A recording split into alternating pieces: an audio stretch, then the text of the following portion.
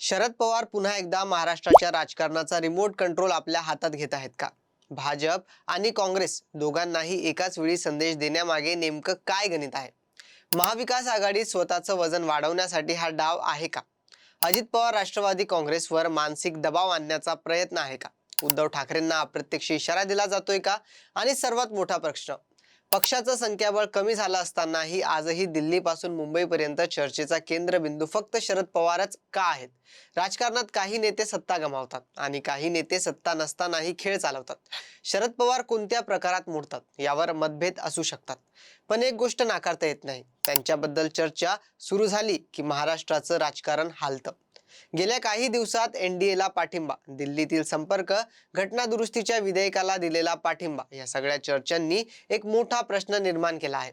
पवारांना खरंच एनडीए मध्ये जायचं आहे का, की त्यांना फक्त सर्व पक्षांना आपली राजकीय किंमत पुन्हा आठवण करून द्यायची आहे? पहिला फटका बसतो काँग्रेसला. महाविकास आघाडीत गेल्या काही महिन्यांपासून काँग्रेस अधिक आक्रमक दिसत आहे. लोकसभा निवडणुकीनंतर त्यांचा आत्मविश्वास वाढल्याचंही दिसलं, पण अचानक शरद पवारांबद्दल एनडीएशी संवादाच्या चर्चा सुरू झाल्या आणि काँग्रेसलाही एक गोष्ट समजली, राष्ट्रवादी शरद पवार गटाला गृहीत धरणं धोक्याचं ठरू शकतं. राजकारणात पर्याय असणारा नेता कधीच कमकुवत नसतो.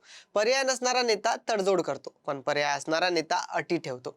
आणि इथे शरद पवारांनी पहिली बाजी मारल्याचं काही विश्लेषक मानत आहेत. दुसरा डाव, महाविकास आघाडी.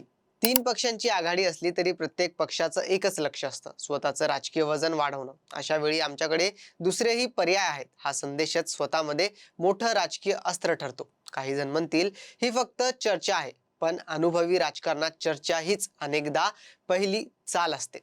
तिसरा डाव, राष्ट्रवादी अजित पवार पक्ष.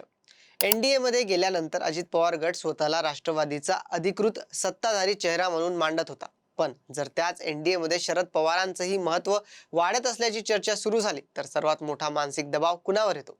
राजकीय निरीक्षकांच्या मते त्यांचा परिणाम अजित पवार गटाच्या राजकीय गणितावर होऊ शकतो, कारण भाजपला पर्याय वाढेल तर एका सहयोगीचं महत्व तुलनेने कमी देखील होऊ शकतं. चौथा डाव म्हणजे भाजप. आज केंद्रात प्रत्येक महत्त्वाच्या विधेयकासाठी व्यापक राजकीय संवाद महत्त्वाचा आहे. अशा वेळी शरद पवारांसारख्या अनुभवी नेत्यांशी संवाद कायम ठेवणं हे भाजपच्या दृष्टीनेही उपयुक्त ठरू शकतं, असं काही विश्लेषकांचा अंदाज आहे. याच पार्श्वभूमीवर रेड कार्पेटची चर्चा देखील सुरू झाली आहे. अर्थात या चर्चांना अधिकृत पुष्टी नाही, पण राजकारणात संदेश अनेकदा घोषणांपेक्षा चर्चांमधून जास्त येतात. पाचवा डाव म्हणजे उद्धव ठाकरे. महाविकास आघाडीतील संबंध कितीही चांगले असले तरी प्रत्येक पक्ष स्वतःची राजकीय ताकद दाखवत असतो. काही विश्लेषकांच्या मते एनडीएशी संवादाच्या चर्चामधून अप्रत्यक्ष संदेश असा असू शकतो, राष्ट्रवादीला कायम एका चौकटीत पाहू नका. हा संदेश फक्त उद्धव ठाकरेंना नाही तर संपूर्ण आघाडीला देखील असू शकतो. आणि आता सर्वात मोठा डाव म्हणजे राष्ट्रीय राजकारण.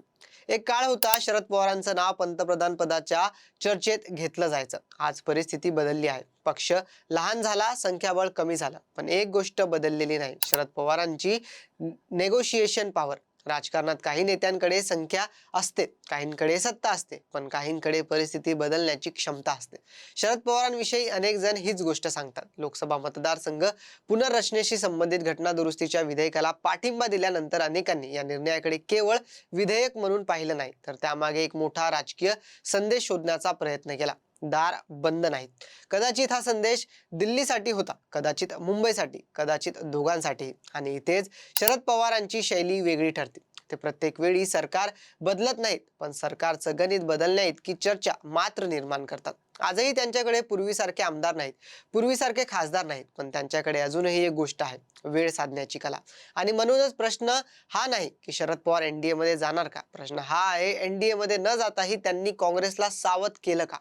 अजित पवारांवर दबाव वाढवला का? महाविकास आघाडीत स्वतःचं वजन वाढवलं का? आणि दिल्लीला पुन्हा एकदा दाखवून दिलं का की शरद पवारांचं राजकारण अजून संपलेलं नाही? जर या प्रश्नांची उत्तर हो असतील तर मग एक गोष्ट निश्चित आहे, शरद पवारांनी अजून कोणतीही बाजू निवडलेली नसली तरी त्यांनी संपूर्ण राजकीय पटावर स्वतःची किंमत पुन्हा वाढवली आहे. आणि कदाचित म्हणूनच महाराष्ट्राच्या राजकारणात आजही एक वाक्य कायम ऐकायला मिळेल, खेळाडू कमी झाले असतील पण खेळ मांडणारा अजूनही तोच आहे. तरी या संपूर्ण विषयावर आपलं मत काय हे आम्हाला कमेंटमध्ये नक्की कळवा. आणि व्हिडिओ आवडला असेल तर लाईक, शेअर आणि आमच्या YouTube चॅनलला सबस्क्राईब करा.